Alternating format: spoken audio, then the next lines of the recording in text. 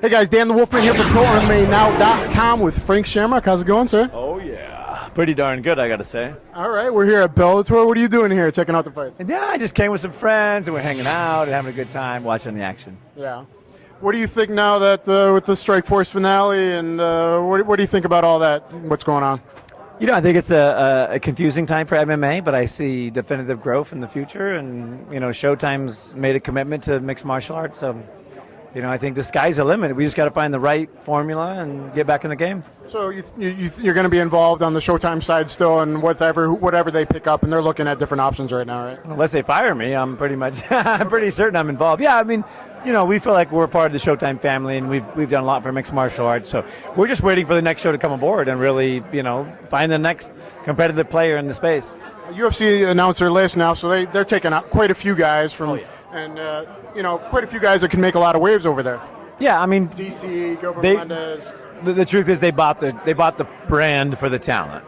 And, you know, that's great because we gave them the talent. The talent's going to do really well. You're going to see Strikeforce talent do exceptionally well in the UFC brand. And, hey, you know, everybody wins in that deal.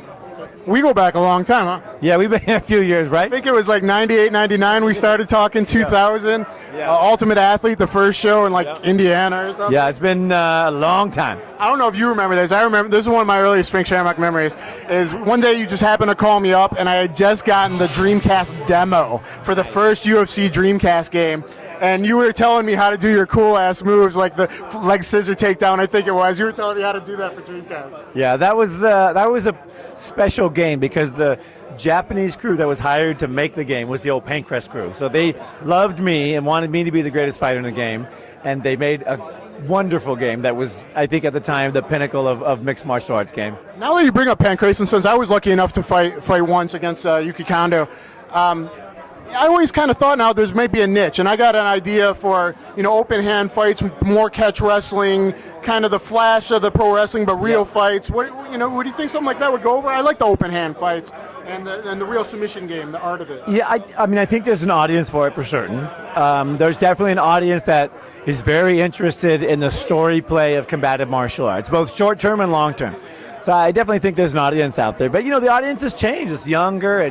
They're very interested in, you know, cage fighting, ass kicking. I mean, there's a whole new sort of vibe going on. Yeah, but you and TK, I think it was, and like Tamura was in there with you. Did you fight Tamura? Oh yeah. So those were like two classic battles where you learned a lot about submission flow and game and defense, and you know, I love that stuff, and we still talk about that on like different forums and stuff, catch wrestling and whatnot. Yeah, I mean, it was the foundation to most of these fighting styles. If you look at them now, I mean, Guy Mesger, Ken Shamrock, myself, Boss Ruud, and we all came from a, you know, mixed Pancrase type style, and we turned that into an MMA type style. Yeah, so the background obviously works. I think it would be a good thing for up-and-coming fighters if there was an organization like that. It even would maybe get around the commission. You'd still be safe and everything, but it'd be a different sport than MMA itself, you know, and hey, talk Showtime into that maybe.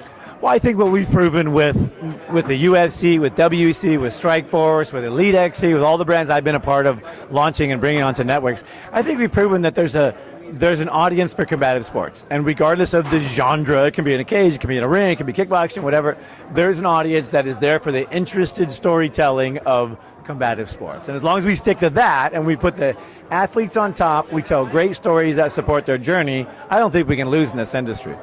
After all your success now and everything that's going on, I want to ask you a little bit about your autobiography, if you don't mind. Yeah. What made you come out and be so, I mean, I haven't read it, but I've read excerpts, you know, so open about everything in your history, and why was the time right now, and you know, what motivated you to do that?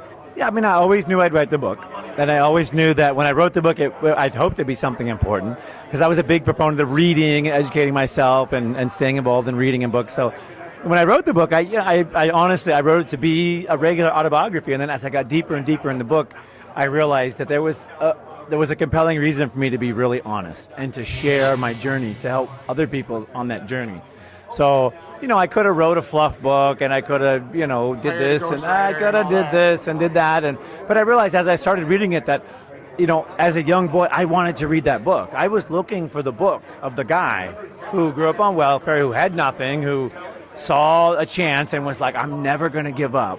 And I was looking for that book of the guy who stumbled and fell and made it up and down and was successful and not. So when I started writing my book, I realized, oh my God, I got to write that book. And I did. And I'm sure that eventually, as it gets out there more and more, you're going to have some kids coming out to you say, hey, it really helps to hear about someone else that went through all these turmoils and stuff and tribulations and make something of them. Yeah, kids to adults. We've just been getting tremendous response, and even battered women and just people in uncomfortable communities where they don't have a voice. We're getting tremendous response. And, I mean, all this started because I was just honest. My life was X. That's what it was, and tell it. And then, we turned it into Y. And then we found some tools to get there. And that, I think, is the most powerful part of the book, is we have a few tools that will help you, regardless of your situation, get from wherever the heck you are to wherever the heck you want to be. Where can people pick up the book? Amazon.com, FrankShamrock.com. It's all over bookstores nationwide. And, you know how we do it. Thanks, Frank. Nice catching up with you. Yes, sir. All right.